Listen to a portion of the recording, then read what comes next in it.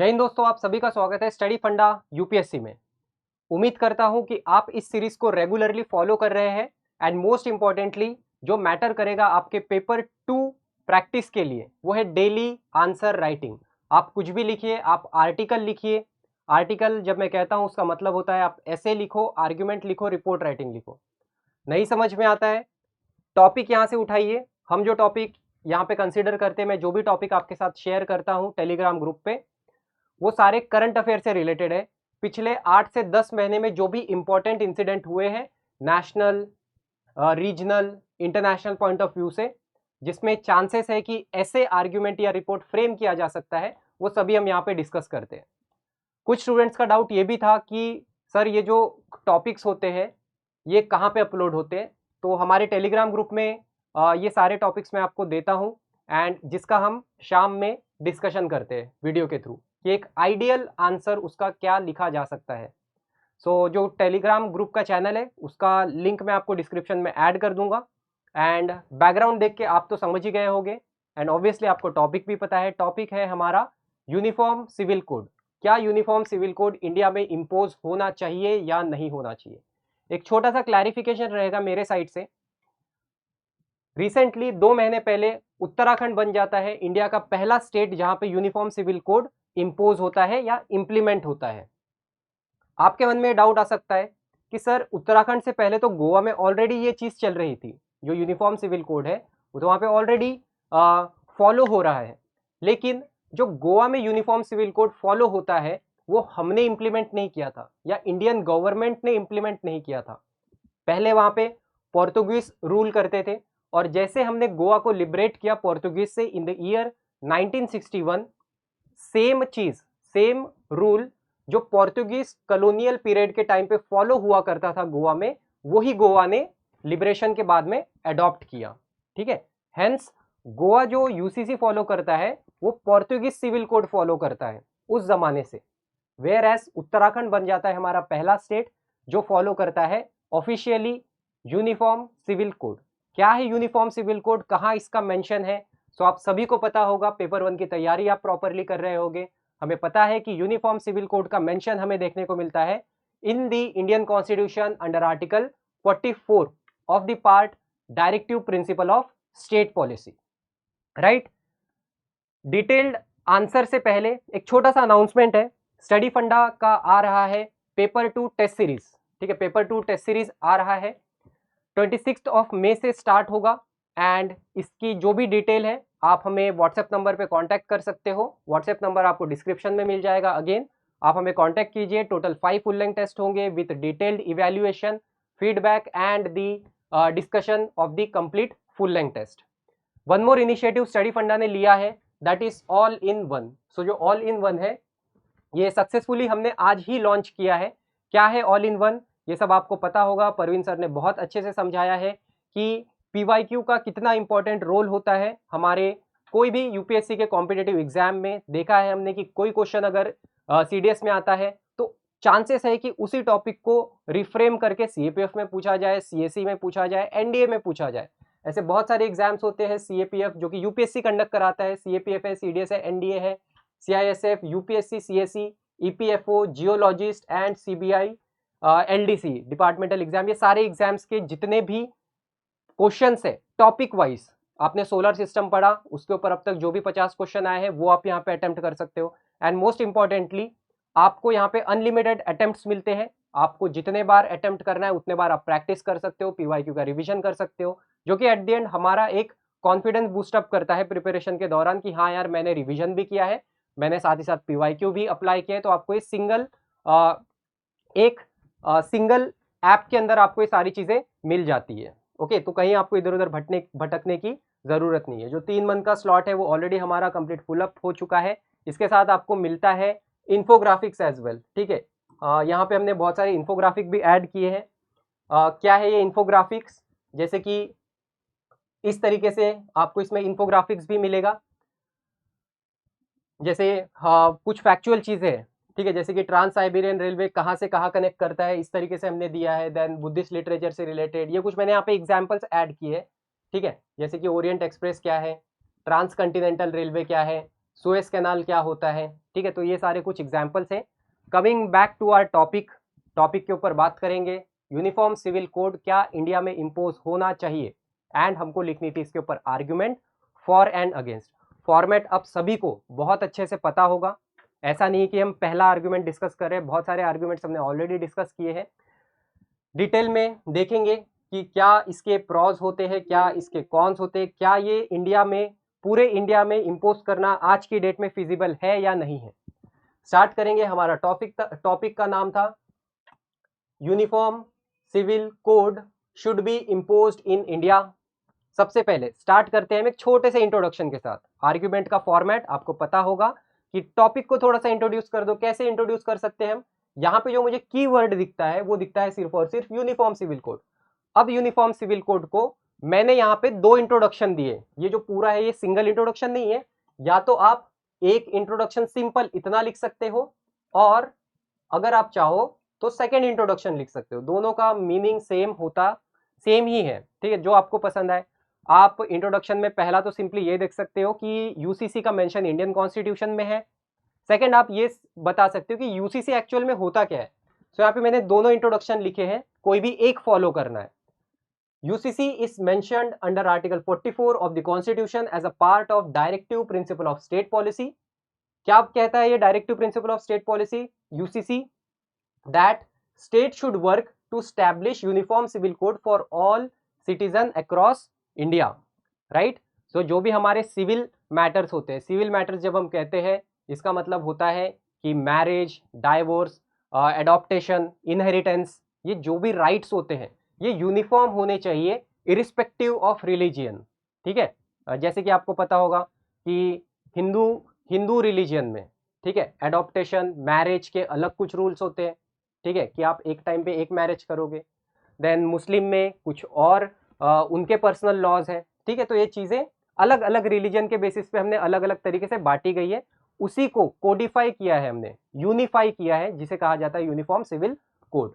या तो आप सेकेंड इंट्रोडक्शन ऐसे लिख सकते हो कि uniform civil code refers to a single law, है ना। यूनिफॉर्म का मतलब भी क्या होता है, कॉमन होना चाहिए, for a entire country applicable to all religious communities, ठीक है। सभी रिलीजियस कम्युनिटीज के ऊपर ये इक्वली यूनिफॉर्मली एप्लीकेबल रहेगा। किन किन मैटर्स में, ठीक है, किन किन फील्ड में, in their personal matter. Personal matter का मतलब क्या होता है, marriage, divorce, inheritance, adoption, okay.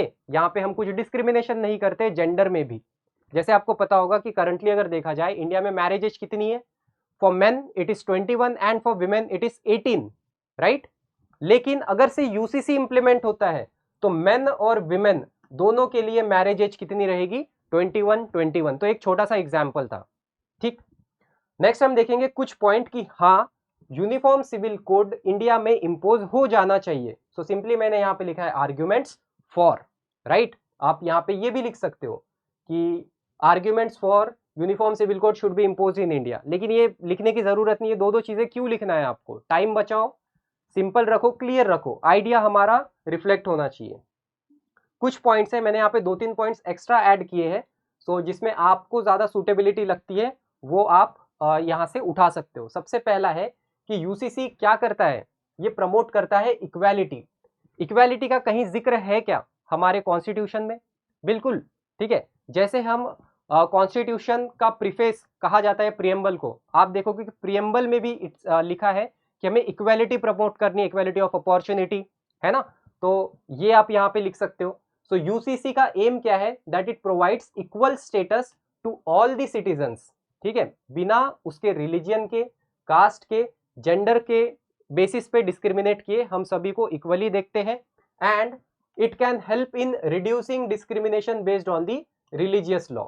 आप चाहो तो यहाँ पे ये भी ऐड कर सकते हो, which is ultimately what preamble promotes, ठीक है। प्रियम्बल में भी इक्वालिटी को प्रमोट किया गया है, तो यहाँ पे आप उसका मेंशन कर सकते हो।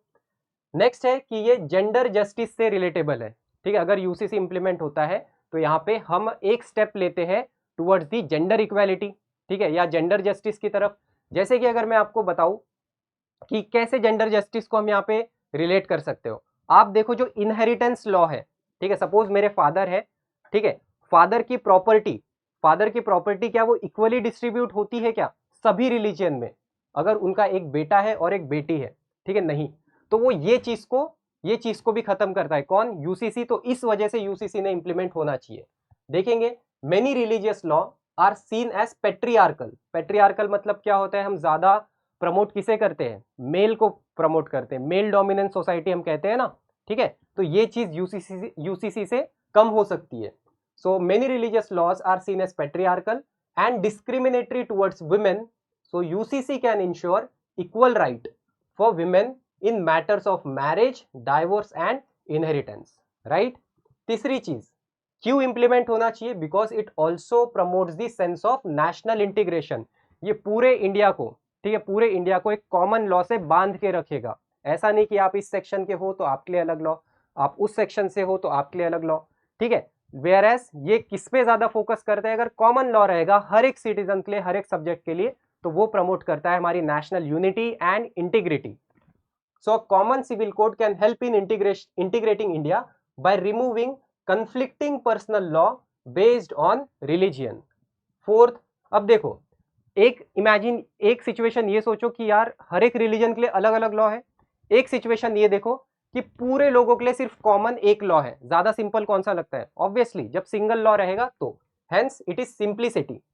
Having a single set of law for all citizen regardless of their faith can simplify the legal system and make it more understandable to the common citizen. वैसे ही हमें लॉ समझ में आते नहीं है बिना लॉयर के, उस लैंग्वेज में वो लिखे गए हैं, ऊपर से 10 लॉ है, उससे तो बेटर है कि यार एक ही लॉ रहे। हेंस हमने यहाँ पे इस पॉइंट को भी फेवर में लिखा है।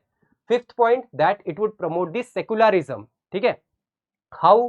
That implementing UCC can be seen as a step toward upholding true secularism where the law of the land take precedence over the religious law, ठीक है। यूसीसी से क्या होता है? जब एक कॉमन लॉ पूरे सब्जेक्ट्स के ऊपर एप्लीकेबल होगा, हर एक रिलीजियन, कोई भी वो रिलीजियन का सब्जेक्ट हो, हर एक के ऊपर इक्वली एप्लीकेबल होगा, तो इससे क्या होता है? इससे ये पता चलता है कि हर एक जो व्यक्ति है उस कंट्री का, वो अपने रिलीजियस लॉ के ऊपर कंट्री के लॉ को रखता है, right. Hence it promotes the sense of secularism as well. And also secularism promote करना मतलब in accordance to the constitution चलना। जिस तरीके से कॉन्स्टिट्यूशन इक्वालिटी प्रमोट करता है और उसका मेंशन है हमारे प्रियम्बल में ही, वैसे ही सेकुलरिज्म का भी मेंशन है प्रियम्बल में, ठीक है। फंडामेंटल राइट में हम सेकुलरिज्म प्रमोट करते हैं। Then it promotes modernisation as well, ठीक है। मॉडर्नाइजेशन का मतलब जब भी हम ऐसा कोई स्टेप लेते हैं तो एक न्यू डेमोक्रेटिक, ठीक है, जो आज 21st सेंचुरी की जो डेमोक्रेसी है उसके लिए एक प्रोग्रेसिव स्टेप माना जाता है। इससे ये भी इंडिकेट होता है कि वहां के जो सिटीजन्स है वो ऐसे प्रोग्रेसिव लॉ, कॉमन लॉ अपनाने के लिए अब वो रेडी हो गए, जो कि दिखाता है उनका मॉडर्नाइजेशन, जो कि दिखाता है उनका education, literacy. So by doing away with the outdated religious law, UCC would reflect the progressive aspiration of a modern democratic society based on current values and ethics. And lastly, it elevates the global image. How? Adopting UCC would enhance India's international image as a progressive and inclusive democracy committed to upholding the principle of equality, justice and secularism। तो मैंने यहाँ पे 7 point mention किए हैं।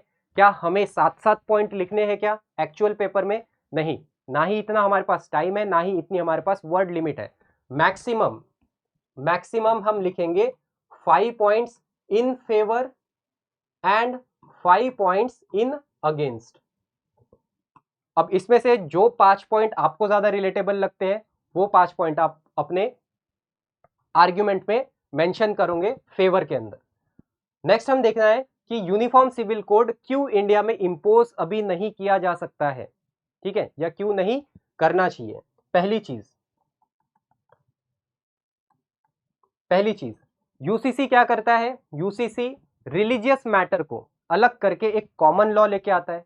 तो मैं ये कह सकता हूं कि इसका मतलब तो ये है कि यार ये यूनिफॉर्म सिविल कोड है वो मेरे रिलीजियस लॉ से छेड़छाड़ कर रहा है, और कोई भी कानून जब मेरे रिलीजन के साथ इंटरफेयर करता है तो अगेन वो भी वॉयलेटिव है, ठीक है। कह सकते हैं हम फंडामेंटल राइट के अगेंस्ट है वो भी, राइट। तो हम ये भी लिख सकते हैं यहाँ पे कि interference in religious freedom. Critics argue that UCC interferes with the right of citizen to be governed by their religious law, which is seen as an integral part of their religious identity. Secondly, क्यों implement नहीं होना चाहिए? Because हम कहते हैं India को जब भी हम इंट्रोड्यूस कराते हैं हम क्या कहते हैं भाई, India is a classic example of unity in diversity, ठीक है, विविधता में एकता, राइट। अब इसी विविधता में एकता का जो कंसेप्ट है, यूनिटी एंड डाइवर्सिटी वाला कंसेप्ट है, यूसीसी से क्या हम उसे हार्म कर रहे हैं एक कॉमन लॉ ले आके? तो ये इस तरीके से हम इसे कहते हैं कि इस रीजन से यूसीसी इंप्लीमेंट नहीं होना चाहिए, it affect the diversity. So India is a diverse country with various customs, हर एक के अपने अपने कस्टम्स है, हर एक के अपने अपने ट्रेडिशंस है, हर एक की अपनी अपनी एथनिसिटी है, अपनी अपनी लैंग्वेजेस है, अपने अपने लॉज है। Okay, customs and tradition, a uniform code may not take into account the cultural differences among the various communities. Then हम देखते हैं implementation challenges, इसे implement करना थोड़ा challenging task हो सकता है। क्यों challenging task हो सकता है? Because we have already told about the diverse nature of India and the size of India. Implementing UCC could be a massive challenging task, एक बहुत बड़ा टास्क हो सकता है क्योंकि इतने डाइवर्स पीपल को, ठीक है, डाइवर्स कल्चरल पीपल को, डाइवर्स ट्रेडिशनल पीपल को कन्विंस करना, ठीक है, it would be a very challenging task. Next हम देखते हैं पोटेंशियल सोशल अनरेस्ट, ठीक है। पोटेंशियल सोशल अनरेस्ट में का मतलब हमारा ये है क्योंकि इसके वजह से ये हो सकता है कि मे बी कुछ कम्युनिटी को हम कन्विंस ना कर पाए या कुछ सोसाइटी कुछ ग्रुप्स को हम कन्विंस नहीं कर पाए, ठीक है, और अगर बिना कन्विंस के इम्प्लीमेंट कर देते हैं तो कुछ ना कुछ समाज में एक अराजकता या सोशल अनरेस्ट, उथल पुथल प्रमोट हो सकता है, ठीक है, डिस्टर्बेंस प्रमोट हो सकता है। So the introduction of UCC might lead to social unrest and communal tension among different religious community. Fifth point is that priority of the issue, priority of the issue. इसका मतलब यह है कि UCC हमें क्यों नहीं इंप्लीमेंट करना चाहिए फिलहाल। आप देखो, क्या आज यूसीसी इंप्लीमेंट करना इंडिया के लिए सबसे जरूरी है या इससे ऊपर भी हमारे पास और भी कुछ काम है? क्या हमें एजुकेशन के ऊपर काम कर सकते हैं? क्या हम हमारा हेल्थ केयर इंफ्रास्ट्रक्चर बिल्डअप करने में काम कर सकते हैं, ठीक है, या हमें पहले यूसीसी इंप्लीमेंट कर देना चाहिए, है ना? तो प्रायोरिटी वाइज देखा जाए तो हमारे पास फिलहाल दूसरे बहुत काम है जिसके ऊपर हम इंप्रूव कर सकते हैं, हेंस इसे थोड़ा देर रहने दो। Okay, so some argue that there are other pressing issues like poverty, गरीबी है, करप्शन है, एजुकेशन है, एम्प्लॉयमेंट है, that need to be addressed before making changes to personal law, ठीक है। पर्सनल लॉ से पहले आप उसको इम्प्रोवाइज कर लो। जब आप एजुकेशन में इम्प्रोवाइज कर लोगे, लोगों में अवेयरनेस आ जाएगी तो यूसीसी ऑटोमेटिकली सभी लोग अडॉप्ट कर लेंगे। लास्ट पॉइंट हमने लिखा है यहाँ पे अंडरमाइनिंग फेडरलिज्म, ठीक है। इंडिया जो है कैसा है, एक फेडरल कंट्री है, ठीक है। So personal matter being under the concurrent list, both the parliament and state legislature are empowered to make law on them. Imposing a UCC could undermine the federal structure by encroaching upon the rights of state to legislate on such matters. तो यहाँ पे हमने total 6 point against में लिखे। 5 point जो आपको convincing लगते हैं, जो आपको सुटेबल लगते हैं, वो पॉइंट आप उठाओगे और अपने आर्ग्यूमेंट को बहुत ही सिंपल तरीके से आप यहाँ पे मेंशन कर सकते हो। आप यहाँ पे चाहो तो एग्जाम्पल दे सकते हो कि उत्तराखंड ने बहुत अच्छे से इंप्लीमेंट कराया और वहाँ पे कुछ ऐसे टेंशन्स नहीं हुए, कुछ एक्सेप्शंस के साथ उन्होंने यूसीसी इंप्लीमेंट कर दिया। गोवा, जहाँ पे गोवा मॉडल का हम एग्जाम्पल ले सकते हैं कि जब वहाँ पे पिछले 4, 5, 6 दशकों से यूसीसी चलते आ रहा है तो पूरे इंडिया में क्यों नहीं हो सकता है। आप कुछ यहाँ पे चाहो तो केसेस दे सकते हो, सायरा बानो का केस दे सकते हो, ठीक है। देन ऐसे ही और एक दो कुछ केसेस है, ठीक है, वो भी आप यहाँ पे बिल्कुल मेंशन कर सकते हो। एंड लास्टली हमने पॉइंट्स फेवर में भी लिख दिया, अगेंस्ट में भी लिख दिए। सो एट द एंड हम यही कहेंगे कि there needs to be a extensive dialogue and consultation with all the stakeholders. Implement करने से पहले हमें हर एक लोगों के, हर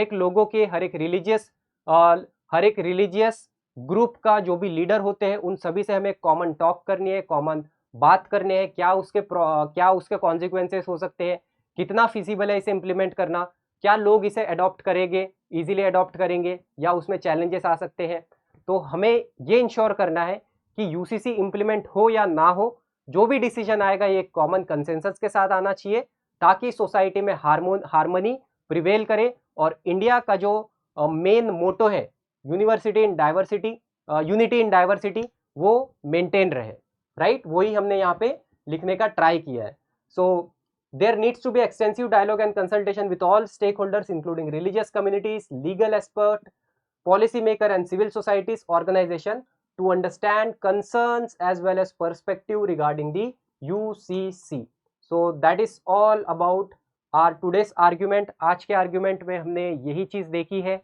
हमेशा मैं यही कहता हूं कि अपने argument को सिंपल रखिए और स्ट्रक्चर फॉलो कीजिए. फैक्ट्स 100% श्योर हो, एग्जाम्पल्स 100% आप एक्यूरेट हो तो ही मेंशन कीजिए. अननेसेसरली वहां फंसना नहीं है, रॉन्ग फैक्ट्स देके, right. So that is all in this class. कल ऐसे ही एक नया करंट अफेयर का टॉपिक लेके आऊंगा जिसके ऊपर आपको ऐसे आर्ग्यूमेंट रिपोर्ट कुछ भी लिखने को बोल सकता हूं. सो एंड अगेन उसका डिटेल्ड एक्सप्लेनेशन भी हम देखेंगे. So till then study well. जय हिंद.